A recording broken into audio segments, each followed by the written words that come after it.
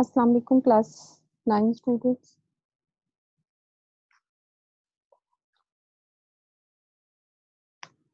Mic तो मेरा mute है तरफ से।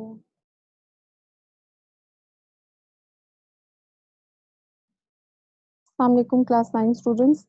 बेटे we have started our topic. Topic is about transpiration. We have started chapter number 9 transport, and today we will discuss about the transpiration. Because we are discussing about the transportation system in plants. So transpiration is a process which is used by the plants to transport materials from one cell to another cell. Okay, so now look at your book. Transpiration, its definition. You have to underline the definition of transpiration in your book. The loss of water from plant surface through evaporation is called transpiration. What is this process? This process is that the loss of water from plant surface through evaporation is called transpiration. If we keep in our mind the process of photosynthesis, we have discussed in detail in chapter number 7 when the plants make food by the process of photosynthesis. So due to that, respiration is happened at night. So when respiration is happened at night, so due to that, waste and metabolic waste are discharged from the body of the plant, so they are stay on the surface of the leaf during night. So when there is morning and when there is sunlight falls on them, so these are metabolic waste and excess water removed from the body of the plant through a process which is called evaporation.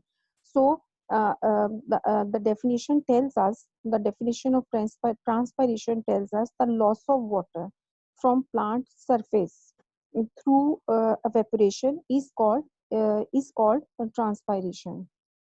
Now we will discuss occurrence of transpiration, how this process is happened. Okay, so first I will discuss from your book. This loss may occur through stomata in leaves, through the cuticle present on leaf, okay, and epidermis, or through special openings on lenticel present on the stem of some plants. Okay, so these there are three ways in which these transpiration can be happen. First the common method is stomata. You all of know that there are holes are present on the surface of the leaf which are guarded by guard cells, and they and stomata are open at daytime and they are closed at night time. So the loss of water can be happen through stomata. Second is that through cuticle. Definitely, if we discuss the structure of the leaf, the layer of the cell which is present inside the leaf, that is called cuticle. And after that, there are lenticels. Lenticels are the special pores present on the stem and bark. Okay, from there the photosynthesis can be happen. Okay, so in junior classes you have discussed only the photosynthesis happened only through leaves, but now you have to know this thing, that photosynthesis can be happen in all green parts of the leaves. Okay, so these are the three methods. First, transpiration can be happen through stomata. Secondly, transpiration can be happen through lenticel. This transpiration can be happen through cuticle and epidermis. Cuticle, epidermis, these are the inner layers of the leaf. Okay, so first we will discuss the stromatal transpiration, that how transpiration can be happen through stomata. Mostly transpiration happen in the leaves in the plants through stomata. So first we will discuss the stromatal transpiration. So most of the transpiration occurs through stomata and is called stomatal transpiration. So, the process of transpiration which is happened through stomata is called stomatal transpiration. The mesophyll cells of leaf provide large surface area for the evaporation of water. We also know this thing that on the surface of the leaf there are two types of holes are present. First are called stomata. They are less in numbers, and there are also mesophyll cells. Mesophyll cells also present on the surface of the leaf. Their size are large than stomata, and they have large surface area. They cover the large surface area of the leaf, and in the surrounding of the mesophyll cell there is water is stored. So when the light falls on them, the oxygen which is present in the light, it dissolves in the water, and then it converts into carbon dioxide. And we all of know that plants use carbon dioxide at night time to make their food. They change their glucose into starch at night time. Okay. So mesophyll cells and stomata, they both are present on the surface of the leaf. Stomata are in small number, and mesophyll cells are in large number. And mesophyll cells are also mostly transpiration is happen through mesophyll cells on the from the surface of the leaf. So water is drawn from the xylem into mesophyll cells, from where it comes out and makes a water film. Uh, we also know this thing that all plants have conducting tissues. Okay, conducting tissue means they all have xylem and phloem tissues inside them. Between two xylem cells are responsible to transport water particles from one place to another. So, how the mesophyll cells get the water? I have told you that mesophyll cell, in the surrounding of the mesophyll cell, there is a lot of water. So, how do they get the water? They get the water from the xylem vessels, and when xylem vessels pulls the water from the roots and they take up to the aerial parts of the plant. So, the water stored in the surrounding of the mesophyll cells. So, this line should be clear to you. Water is drawn from the xylem into mesophyll cell. From water, it comes out and makes a water film. So, what is happened there? Then it is stored in the water and then is taken out from our. Then it is taken out from the body of the leaf. So another process is started in the body of a plant, and that is the diffusion. Okay, so what is atom from where water evaporates into air spaces of the leaf.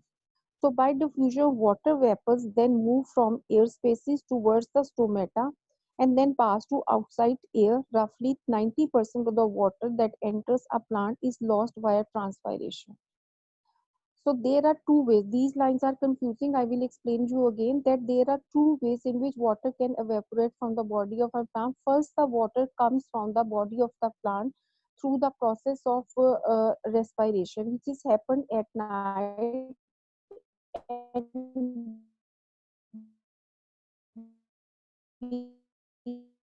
because of that, when stomata are open, so that water is evaporated due to sunlight. So that in among cells there are air spaces. So the extra water can move in these spaces. So when there is daytime, so when the sunlight passes through them, so that extra water also evaporated from the body of the plant. So in two ways the water can be evaporate from the body of the plant. Okay, and is especially 90% of 90% of water present in the body of the plant can be evaporated through a process which is called transpiration. So now you have to understand the definition of transpiration. The loss of water from the body of the plant through evaporation is called a transpiration. Always keep in mind that when there is a transpiration, definitely the evaporation will be happen inside the body of the plant. Okay. Now the next process is the opening and closing of stomata. That what is the process, how stomata are open and how they are closed. You also discuss these things in chapter number 4, that why stomata are closed at night and why they are open at daytime. So answer is very simple. Before starting this topic, I want to give you the I want to revise the summary of chapter number 4.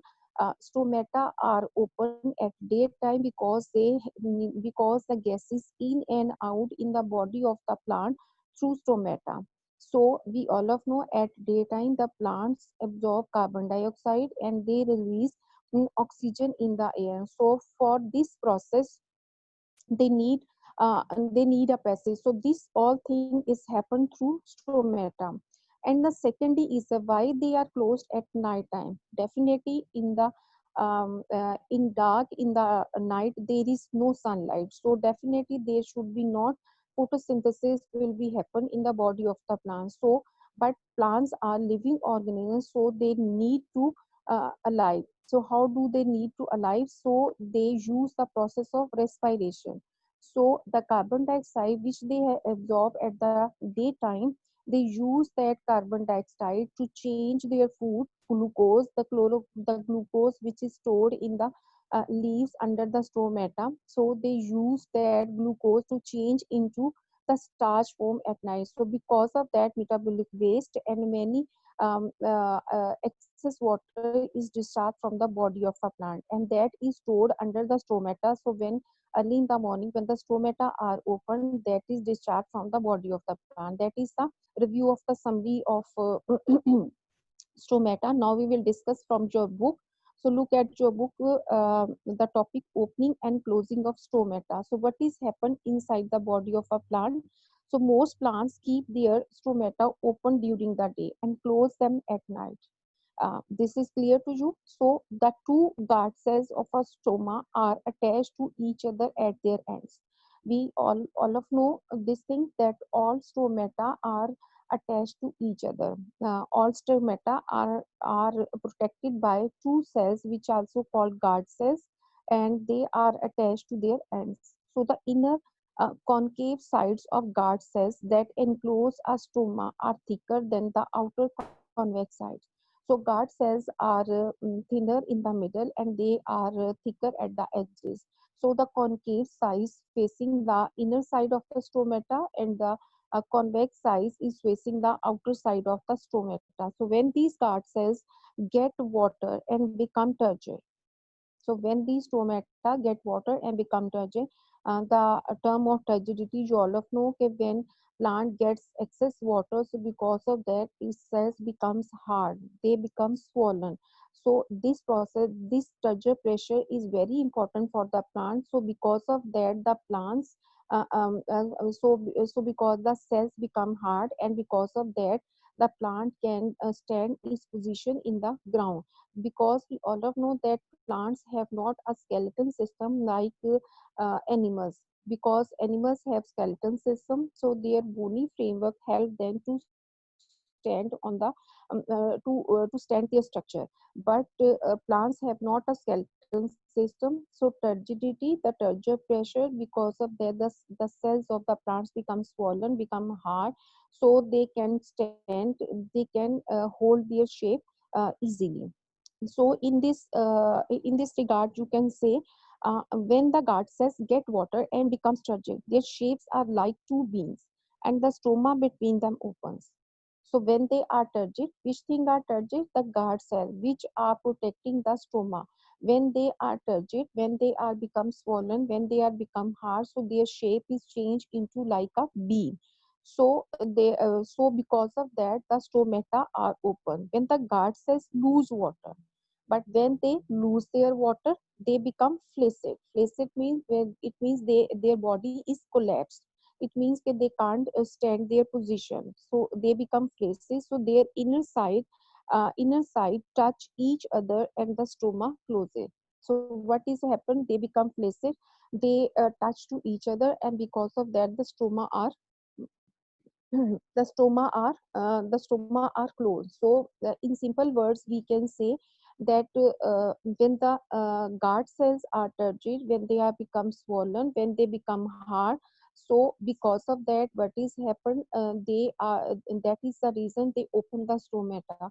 But when this water is loses by the guard cell, they become flaccid, so they touch to each other, and because of that the stomata are closed.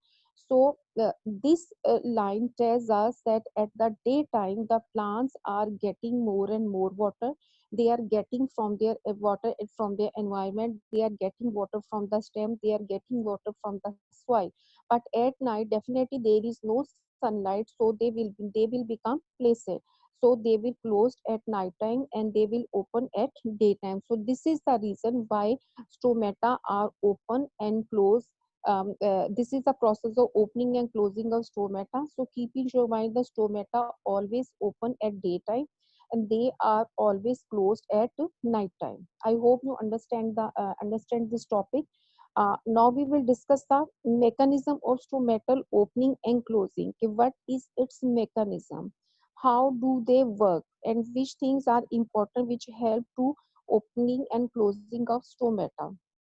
So look at your book, Mechanism of Stomatal Opening and Closing. The first part is given: concentration of solute in the guard cell is responsible for opening and closing of stomata.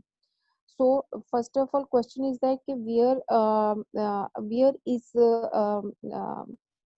where is glucose is produced. So we all of know that under the surface of the leaf, if we keep in our mind the structure of the leaf, the inner layer of the cell, which consists of mesophyll cells, along with them there is a special chemical present which is called chlorophyll. So its important function is daytime to absorb more and more sunlight. And why this is important? Because this sunlight is used to make glucose for the body of the plant. So the mechanism tells us concentration of solute. So which is solute in the body of the plant? That is glucose in the guard cell is responsible for opening and closing of stomata. So always keep in your mind that glucose is responsible for opening and closing of stomata. So recent studies have revealed that light causes the movement of potassium ions from epidermal cells to guard cells. And we also discussed these things in chapter number 8. We also discussed these things in chapter number 8 that a plant needs potassium ions and magnesium ions in a large quantity. Why it is required? Because the lack of potassium ions, its release can be wilted, its growth can be stunted, and it cannot be hold its body in the soil firmly, strongly. Okay, so look at your book. This line is given in your book that recent studies have revealed that light causes the movement of potassium ions and potassium ions from epidermal cells into guard cells. What are epidermal cells? We have discussed the structure of the leaf. The outer layer of the leaf is consists of mesophyll cells. After that, there is a cuticle and there is a thin layer of walled cell which is called epidermis.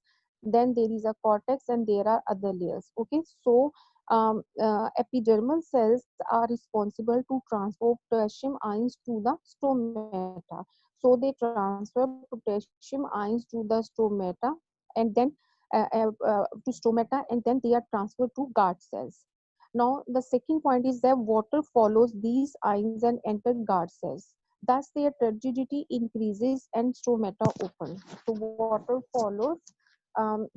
follows these water and then enter into guard cell, and because of that the water becomes turgid. Turgid pressure is maintained in the guard cells, and we also discussed this point above in above paragraph. Okay, when the guard cells are turgid, so what is happened? They become swollen, and because of that the stomata is open. But when this water is removed from the body of the plant, so what is happened? Because of that the cells becomes flaccid, so they touch to each other and the stomata are closed. So the next point in the mechanism of opening and closing of stomata is that as the day progresses, guard cells make glucose that is become hypertonic. You all of know these terms. At daytime, the guard cells make glucose, and glucose is a hypertonic solution. Hypertonic means tonicity concept you have discussed in chapter number 4. That because of tonicity, all plants and animal cells made three types of solution. First is called hypotonic, in which solute is less and solution is more. Secondly, hypertonic, in which solute is more and solution is less, and isotonic, in which the ratio of solute and solvent they both are equal. So due to this process, what is happen in the mechanism of stomata closing and opening? In third point, as the day progresses, guard cells make glucose, so because become hypertonic. So what is happened? At daytime they make more and more glucose, and because of this glucose, what is happened? The solution becomes hyperdonic. It means the ratio of glucose is increased in the solution, and so water stays in them. At the end of the day, the potassium ions flow back from guard cells into the epidermal cells, and the concentration of glucose also falls. So what is happen in the at the day end? Definitely at the day end, potassium ions will move towards the epidermal cells, and then they will move to guard cells, and because of that, the pressure of the glucose, which is present in the guard cell, it will be false. It will be removed. So this initiates the loss of water and reduces turgor pressure in guard cells. So this is the beginning of the loss of the water, and because of that, what is happened? The turgor pressure in guard cells is removed, and which causes the closure of stomata. And this is the line, the point which we are discussing in above paragraph. It is repeating again and again that when the stomata are turgid, they become swollen, they become hard. So because of that, the stomata are open. But when the water and pressure is removed from the cells, so because of that, what is happened? They become flaccid, they touch to each other, and they are the reason to closing the stomata.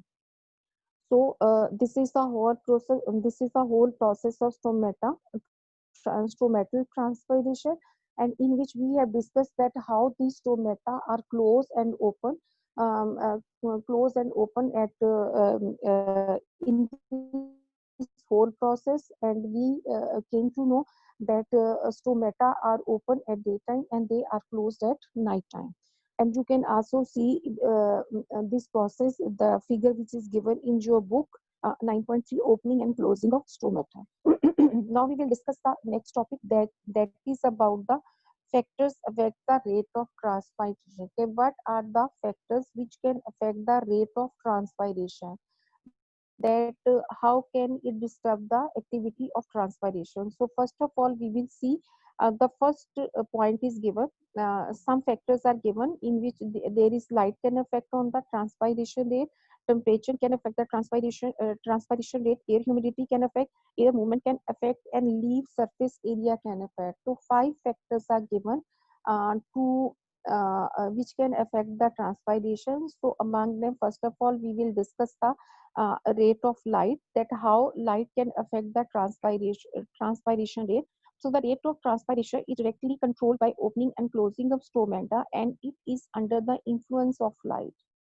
We all of know that transpiration is the process is directly controlled by stomata, the opening and closing of stomata. So definitely the light will affect on the transpiration activity. In strong light, this line is very important, you have to underline in your book. In strong light, the rate of transpiration is very high, and in high as compared to dim light or no light. So transpiration rate should be very high if there is a strong light. Yes, this is true, because for evaporation we need a strong sunlight. So if there is a strong sunlight, so definitely what will be happen, due to strong sunlight, the rate of transpiration will be increased, but it will not be happen in the less sunlight and if there is no light. Secondly, the important point is temperature. So can temperature affect the transpiration rate? Yes, temperature can also affect the transpiration rate. Look at your book. Higher temperature reduce the humidity of the surrounding air and also increases the kinetic energy of water molecules. This is a very important factor, that the high temperature, okay, the high temperature on the this is very important, that the high temperature can reduce the humidity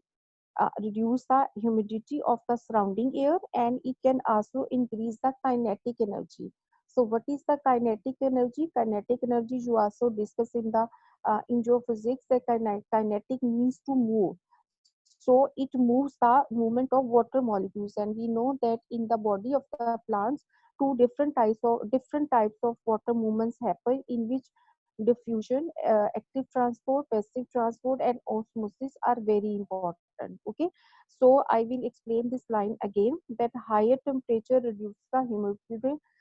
As the temperature will be raised, the humidity in your surrounding will be will be reduced. So because of that, what is happen, it can increase the kinetic energy of water molecules. It means the water molecules will move very fastly in the body of the plant. So in this way, it increases the rate of transpiration. So due to that, what will be happen? The rate of transpiration will be increased. Okay, so the rate of transpiration doubles with every rise of 10 degrees centigrade in temperature. So you have to underline, this is important for your MCQs and also important for your for your short question, that when the temperature rises at from 10 degrees centigrade, so the rate of respiration will be affected. For example, if in your surrounding the temperature is 30 degrees centigrade and if it raised from 30 to 40, so definitely it will affect on the transpiration rate. As the temperature is increased, the rate of transpiration will be increased. If the temperature will decrease, the rate of transpiration will be decreased. So another important thing, you have to underline with every rise of 10 degrees centigrade, and underline in your book, but very high temperature, that is 40 to 45 degree centigrade, causes closure of stomata so that a transpiration stop. But if the temperature raise more than 40 to 45, if the temperature remains 30 to 40, the rate of transpiration will be increased. But if the temperature raise more than 40 to 45, so due to that, the stomata should be closed and there should be no transpiration, and because of that the plants can be dead. You also have seen in May and June, when there is a hot sunshine, so we put our plants under the shades because they get the minimum amount of sunlight. But if they get more sunlight, because in those days the temperature raised from 40 to 45, so due to that the stomata are closed, they are not getting the proper water and they are not doing the transpiration, so they are closed. So due to that the plants can be dead, they cannot be alive. Okay, next point is that air humidity. So air humidity also plays very important role in transpiration. So when air is dry, water vapors diffuses more quickly from the surface of mesophyll cells into leaf air spaces and then from air spaces to outside. When air is dry, it means when there is only hot sunshine but there is no humidity. What is humidity? Humidity is that when water molecules are diffuses in your air, in the environment. So because of that, your environment becomes moist. So when the air is dry, this is very simple for the plant to get the chlorophyll to absorb more sunlight, and this sunlight should be deposited into the stomata and in the surrounding of the stomata, and then from absorb and then taken out from the body of the leaf. But this increase the rate of transpiration. So what is happened, outside that this increase the rate of transpiration. So if the air is dry, the rate of transpiration should be increased in humid air. But if the environment is moist, if the water molecules are more deposited in the air, for example, this is mostly happen in the months of July and August and in November and December. So in humid air, the rate of the diffusion of water vapors is reduced and the rate of transpiration is low. So you have to underline this point in your book. In humid air, the rate of diffusion of water vapors is reduced. Definitely, the environment in your surrounding is already is moist. So the water molecules will not properly deposited in your environment. They will not remove from the body of the plant. So that's why what will be happen, the rate of transpiration should be low. Okay, so now there is another point, that is air movement. What is air movement? This is the next point. Wind, air in motion, that plays also very important role in that plays very important role. So what is that?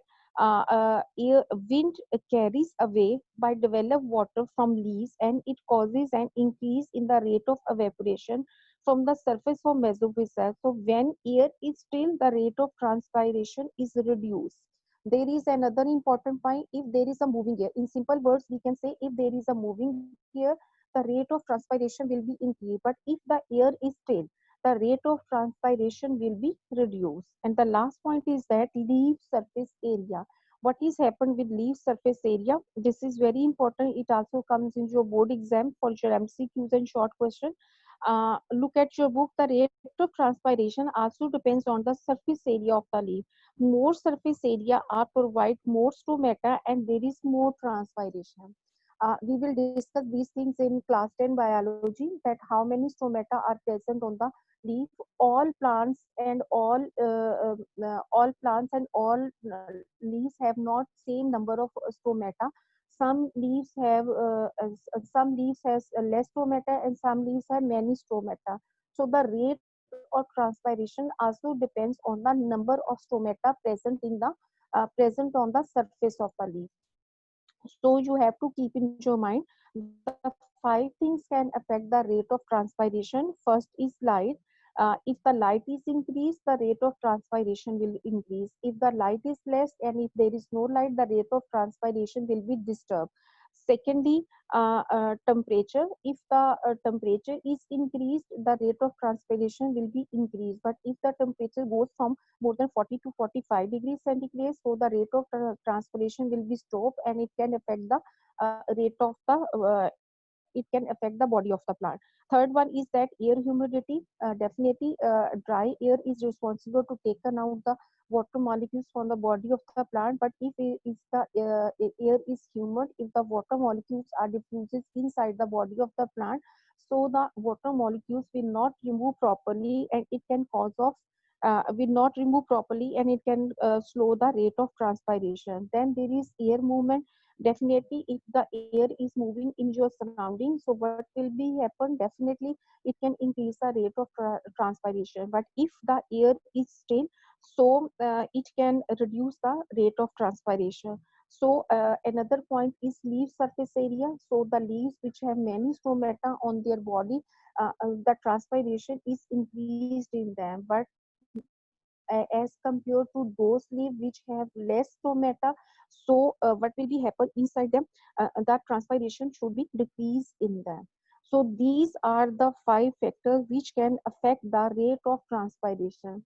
And what is transpiration? The loss of water through evaporation from the surface of the leaf is called transpiration. This process is called transpiration. So now your lecture has been ended.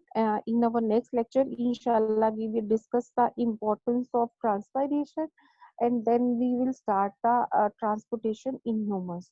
So now your lecture has been ended. If you have any conclusion, if you want to ask any, you can ask. Thank you so much.